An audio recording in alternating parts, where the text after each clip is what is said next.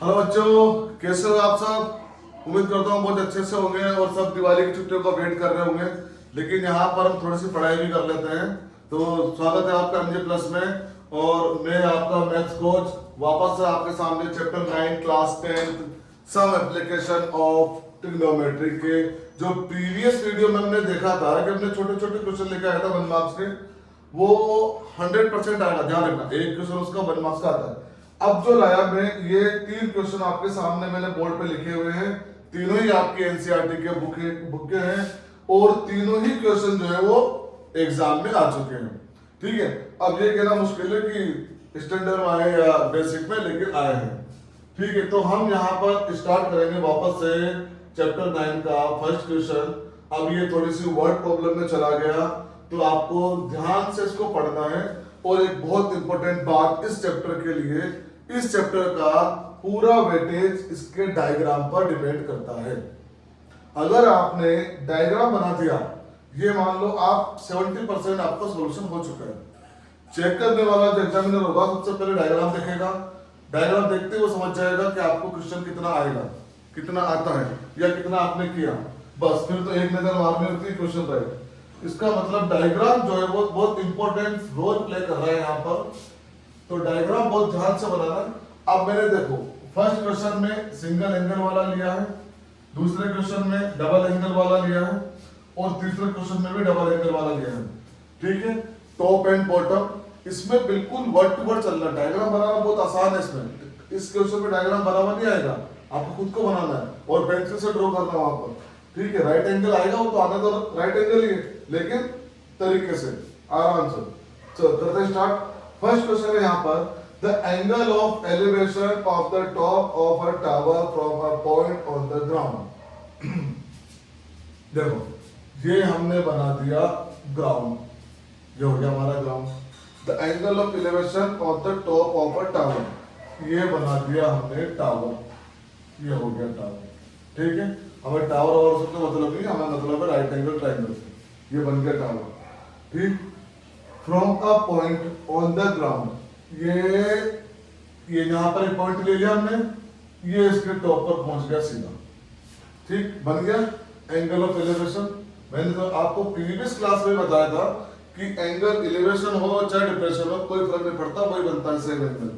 तो angle of elevation of the top, ये top रहा ऑफ अ टावर का, from a point on the ground, ये ground से हो गया, which is 30 metre away from the, 30 metre away, ये इसका पॉइंट यहाँ पर फुट पॉइंट, ये ग्राउंड का पॉइंट, नाम डाल देता हूँ, ये इसका नामकरण कर दिया एबीसी। ठीक है, एंगल बना रहा है ये 30 degree, 30 metre away from the foot of the tower. ये टावर का फुट, ये आपका जो ग्राउंड पर पॉइंट था वो, ये इससे कितना दूर है 30 मीटर अवे, 30 मीटर दूर, 30 मीटर दूर है। तो फाइंड द टावर और find the height of the tower, ये फाइंड करना है, मतलब बीसी फाइंड करना है। बचका मतलब हमें पी फाइंड करना है, परपेंडिकुलर। यहाँ पर इसको लिख के रखो, इससे आपको पता लग जाएगा कि हमें कौन सा ट्रिग्नोमेट्री रेशियो लेना है। अब देखो कल की बात बताओ, प्रीवियस वीडियो में क्या था, पूछा है पी, दे रखा है बी, पूछा इसने पी, एच मतलब परपेंडिकुलर, पूछा इसने पी, दे रखा है पी बी, तो पी और बी, पी और बी आ रहा है किसमें था, 10 में। और पहले ही बता चुका हूं 90% जो वेटेज रहेगा वो 10 का रहेगा इसमें। तो ये हो गया अपना 30। अब क्या कर रहे हैं, सिंपल सिंपल सीधा, यहां पर थीटा इक्वल टू 30 डिग्री हो गया, एजी जो है वो 30 मीटर हो गया और बीसी जो है वो h मीटर हो गया, जो हमें फाइंड करना है। ठीक है, इसको हमने लिया tan थीटा। tan थीटा क्या होता है, p अपॉन d। थीटा को लेंगे 30 और p अपना था h और b अपना था 30 मीटर, 30 हो गया, मीटर में निकाल देंगे बाद में। अब यहाँ पे देखो tan 30, tan 30, इसकी वैल्यू क्या होगी 1 अपॉन रूट 3 और यहाँ आ गया h अपॉन 30।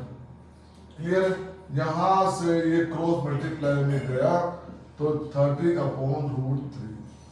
अब ये फाइनल आंसर नहीं हुआ, ठीक है। अगर सेम यही क्वेश्चन आंसर में जाता है तो ये फाइनल आंसर नहीं होगा, क्योंकि रूल के अकॉर्डिंग डिनोमिनेटर में रूट की डिजिट नहीं होती, तो हम कर देंगे इसका रेशनलाइजेशन।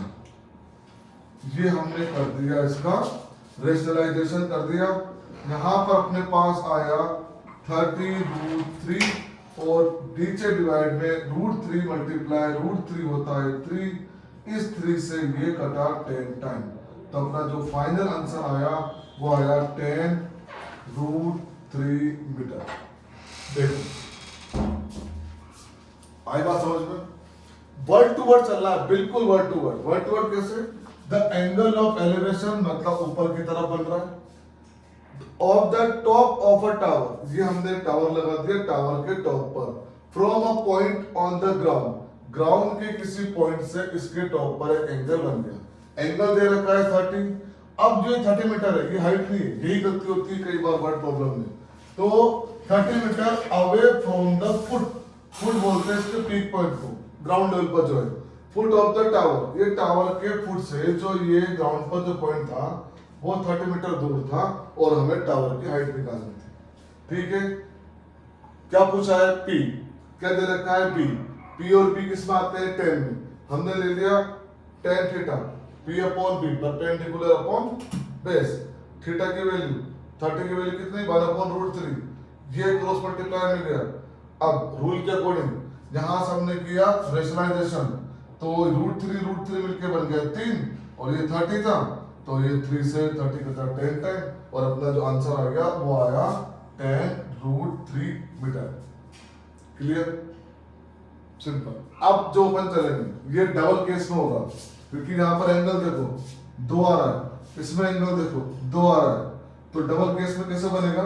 एक ही क्वेश्चन को 2 बार करना है, थोड़ा चेंज करके, बस ज्यादा कुछ नहीं है। देखो इसे एक बार, ठीक है, तो इसको तो कर देते हैं साफ। अब चलते हैं नेक्स्ट क्वेश्चन की तरफ, अपना अगला क्वेश्चन, इसका डायग्राम बनाते हैं। चलो इसको पढ़ते हैं, बनाते हैं इसका डायग्राम। क्या है कि ए 1.5 मीटर टॉल बॉय, ये अपना ग्राउंड हो गया, ये अपना टॉल बॉय हो गया, ठीक है। कितना? 1.5 मीटर, ये tall boy is standing at some distance from a 30 metre tall building. ये एक सामने इसकी बिल्डिंग है, और इस बिल्डिंग की जो हाइट है वो है 30 मीटर। इसके सामने खड़ा हुआ है। The angle of elevation from his eyes, ये लड़के की आइज, तो अब ये बन जाएगा अपना बेस, ठीक है। ये बन गया बेस, और यहाँ की हाइट कितनी आएगी? 1.5। फिर जो ये बचा, इसकी हाइट कितनी रहेगी? तो इसकी हाइट रहेगी 30 माइनस 1.8, तो कितना हो गया ये? 28.5। यहां से इसको साफ कर देते हैं, 1.5 ये बेस और ये 28.5, ठीक है। ये हो गया अपना।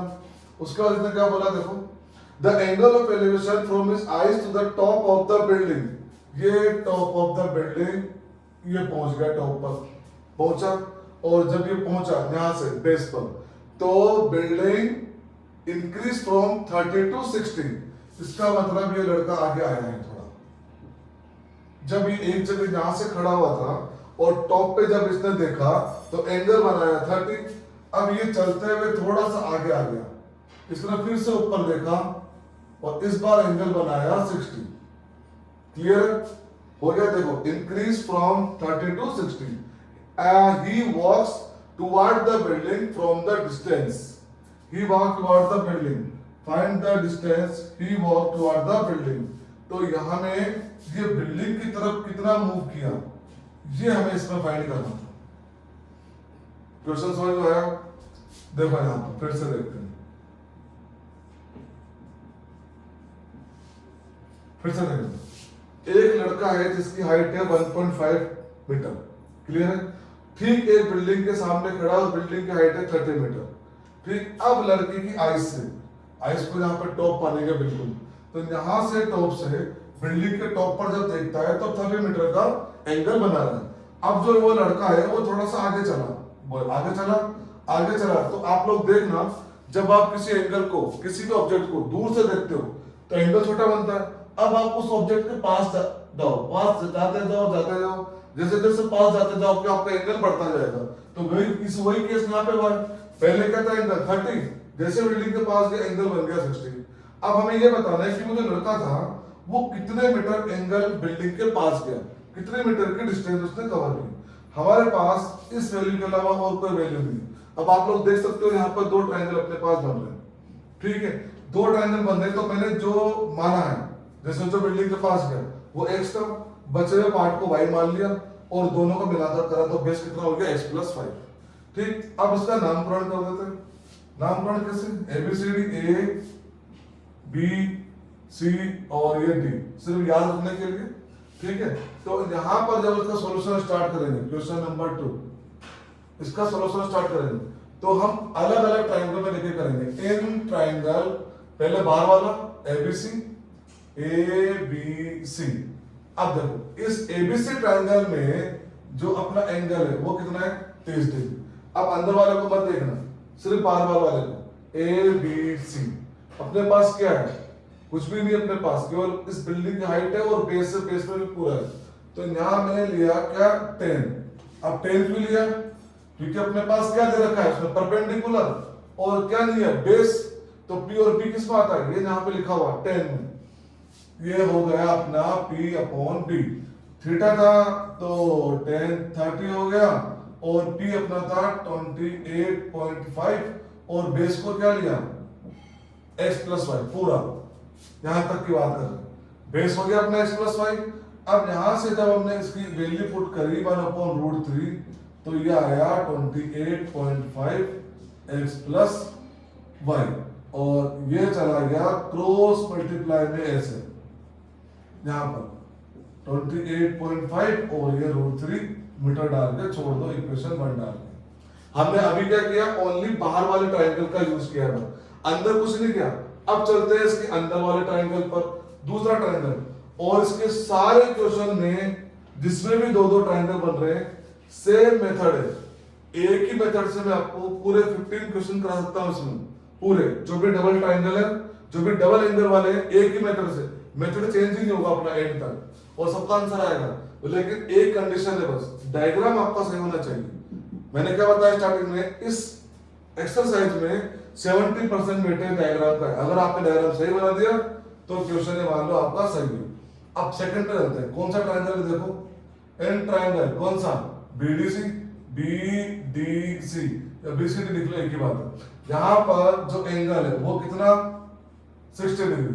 फिर वही बात, एक परपेंडिकुलर एक बेस है, P और B, फिर से 10, इस बार मैं डायरेक्ट ले रहा हूं, 10 60 सीधा। P कितना है, सेम 28.5। टावर थोड़ी चेंज होगा बार बार, टावर तो अपनी जगह पर लगा हुआ है, टावर को चेंज मत करना, ये लड़का नहीं है, टावर अपनी जगह पर है। तो 28.5 और जो बेस था इसका वो था यहाँ पर y। अब √10 60 की वैल्यू कितना, 3 √3 में आ गया, और ये आ गया 28.5/y। यहां से लिया हमने y = 28.5 डिवाइड बाय √3। अब देखो यहां पर y की वैल्यू थी, नहीं थी, यहां आ गई, तो इस y की वैल्यू को इक्वेशन 1 में पुट कर देना। मैंने कहा था क्वेश्चन डबल में होगा। देखो यहां से y = 28.5 √3 पुटिंग इन इक्वेशन 1। बिल्कुल बोल्ड पैटर्न से मैं आपको क्वेश्चन करा रहा हूं, ये सेम टू सेम आपको यही रखना है। फुल नंबर है, 3 नंबर क्वेश्चन आएगा, पूरे नंबर आएंगे, देखना। y की लिस्ट में रखी, अपने को किसकी वैल्यू फाइंड करनी थी, x की, तो हम डायरेक्ट x पे ही पहुंचेंगे, इससे y अब निकाल लेंगे। देखो यहाँ पे देखना, x प्लस यहाँ के बाद ये y रहा, ये y रहा, ये y हमने यहाँ कर दिया 28.5 इक्वल टू, और ये इसकी वैल्यू 28.5 √3, ठीक है। अब यहां से काम है बस कैलकुलेशन का, वो गलत मत करना, बस वो आपका काम है। अब मैं करा रहा हूं यहां से, देखो यहां से एलसीएम कितना आया, √3, डायरेक्ट मल्टीप्लाई करो, √3 को √3 से मल्टीप्लाई सीधा डिवाइड बाय 1 करके कितना आएगा 3 और 3 को इससे मल्टीप्लाई कर दो सीधा 3 को 5 से मल्टीप्लाई किया 3 5 जा 15 5 1 3 8 जा 25 24 प्लस 1 25 2 3 2 जा 6 प्लस 2 8 85 माइनस यहाँ आ गया 25/0.5 यहाँ पे देखना माइनस करो 15 माइनस 8 ये 7 और 7 माइनस 2 ये 5 डिवाइड बाय √3 क्लियर है आया। अब वापस वही जो फर्स्ट वाले क्वेश्चन में क्या था डिवाइड में √3 की वैल्यू नहीं रहती तो क्या करते हैं रेशनलाइजेशन कर दिया रूल से चल रहे हैं हम तो रूल तो फॉलो करना ही पड़ेगा।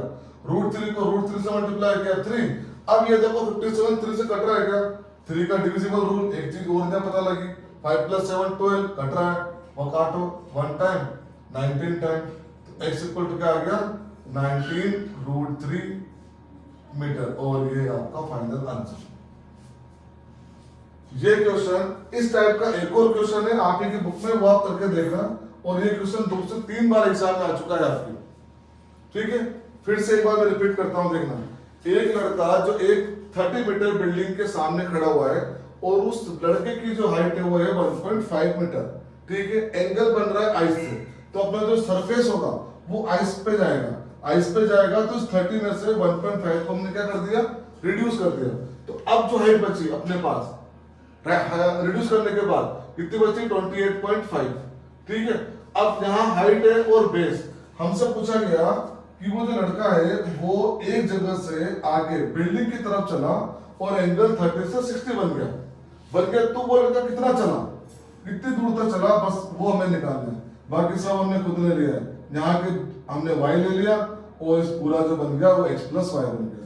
अब यहाँ पे दो एंगल आपके पास बन रहे थे देखो A B C बन रहे थे तो हमने थीटा लिया पहला वाला अभी इसको मत देखना अंदर वाले को बाहर वाले को देखना 10 क्यों एक P था एक B था तो P और B किस मारा अपने पास 10 मारा यहाँ मैंने लिख रखा है देखो 10 में लिया 30 1/√3 28.5 अपॉन में चला गया x + 5 और उसके पास कैलकुलेशन की है यहाँ पर y की जो वैल्यू फाइंड की दूसरे वाले में इस बार 60 लिया और 10 की वैल्यू फिर से मैं आपको बता दूं इस बार यहाँ पर देख रहे थे देखो 10 30 की वैल्यू 1/√3 ठीक है 30 की वैल्यू क्या है 1/√3 और जैसे आप इसको अलग अलग कर देते हो दोनों को तो ये बन जाती है 45 की ये बन जाती है 60 की।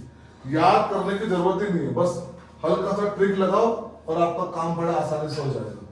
10 30 की वैल्यू 1/√3 दोनों को तोड़ दो एक तू ले ले हिस्सा तो ये तो होगा 45 1 और 60 का √3 तीनों की वैल्यू है ठीक है। ये आपका क्वेश्चन था और बहुत ही शानदार क्वेश्चन है इसको चाहो तो आप नोट भी कर सकते हो पॉज करके और इसके बाद अब मैं करता हूं साहब और अब चलेंगे क्वेश्चन नंबर 3 पर और इसका भी एंगल पहले डायग्राम बनाएंगे उसके बाद फिर करेंगे सॉल्यूशन।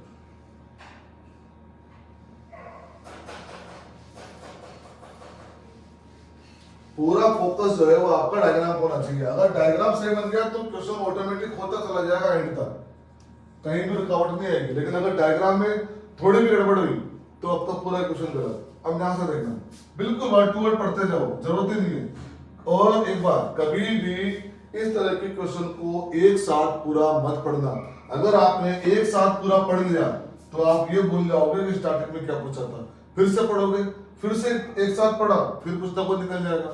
वर्ड टू वर्ड चलो और डायग्राम बनाते हुए जाओ। बात किसकी कर रहा है ये ग्राउंड की ये हमने बना दिया ग्राउंड ये बन गया अपना ग्राउंड ठीक है बना from a point on the ground ये हमने ले लिया यहाँ पर एक पॉइंट ठीक बनना 90 डिग्री है angle the angle of elevation of the bottom and the top दो चीजें भाई एक बॉटम है और एक टॉप है of a transmission tower fixed at the top of a 20 metre high building मतलब ये बिल्कुल जनरल क्वेश्चन है आपने घरों में देखा होगा मकान के ऊपर टावर लगे रहते हैं बस उसको दिमाग में लाते हुए करो ये जैसे ये लगा हुआ अपना टावर ये एक बिल्डिंग के ऊपर इस बिल्डिंग की हाइट दे रखी देखो 20 मीटर हाई बिल्डिंग तो इस बिल्डिंग की जो है वो हाइट कितनी दे रखी है 20 मीटर ठीक है, यहाँ ध्यान रखना इक्वेशन इसका ये 20 मीटर। और इसने क्या बोला, एक पॉइंट से ग्राउंड पर the angle of elevation of the bottom, ये रहा बॉटम, किसका बॉटम, टावर का, बिल्डिंग का तो टॉप है, लेकिन उसने क्या बोला, अब देखो अगर बॉटम की बात करो तो बिल्डिंग का तो बॉटम ले नहीं सकते, वो तो ग्राउंड का टच हो रहा है, तो बॉटम किसका, बॉटम एंड द टॉप, इसका मतलब फर्स्ट जो एंगल है वो बॉटम पर है और सेकंड जो एंगल आएगा वो टॉप पर है, इसी वाले क्वेश्चन में। Bottom and the top of a transmission tower fixed at the top of a 20 metre high building. अब देखो फर्स्ट जो एंगल था वो 45, सेकंड जो एंगल है वो 60। और थोड़ा सा कॉमन सेंस का यूज जरूर करना कि अगर पास से बन रहा है तो छोटा बनेगा, अगर दूर जा रहा है तो बड़ा बनेगा, ठीक है। अगर कोई चलता हुआ जा रहा है तो अगर वो दूर रहेगा तो छोटा बनेगा, और चलता हुआ किसी ऑब्जेक्ट के पास जा रहा है तो बड़ा हो जाएगा एंगल, ये ध्यान रखना। देखो यहाँ से ऐसे पता पड़ रहा है, साइज देख के पता लगा लो, 60 45 का है, 60 का है, ठीक। अब यहाँ पर क्या फाइंड करना है, और एक वर्ड दे रखा है रेस्पेक्टिवली, इसका मतलब ये होता है कि जो पहले दिया गया बॉटम उसका एंगल 45 है और जो टॉप दिया गया उसका एंगल 60 है। तो find the height of a tower, तो हमें टावर की हाइट निकालनी है, मतलब पूरा का पूरा, तो ये हो गया अपना h मान के चलते हैं, और जो पूरी जो हाइट होगी, ये अपना क्वेश्चन हो चुका है, इसको साफ कर देते हैं, बीच बीच में आ रहा है बहुत।